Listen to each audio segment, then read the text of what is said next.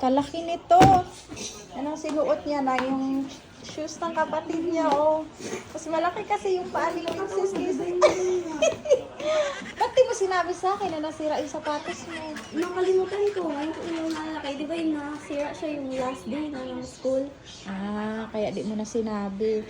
So, ayan, buti nagbili ako, tapos pumasok sa isip ko, nasira pala sapatos mo. Hindi mo man lang ako ni-remind kanina na sira yung sapatos ko. Wala akong masuot ngayon. Di ba hindi ka nag-talk? I forgot. Oh. Luuya, oy. Yun, nagbili ako siya sa Sige, dapat paano ka maglakad papunta doon? Wala po, kasi ko kanina.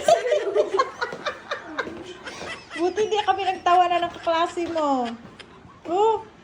Ah, gaganyan-ganyan ka na lang para kunyari, ano. Tapos yung di ba ako nagdaan doon sa hallway, yung maraming tao. Tapos? Nagdaan ako doon sa may, ano ba yun, daanan ng mga Oh. motor.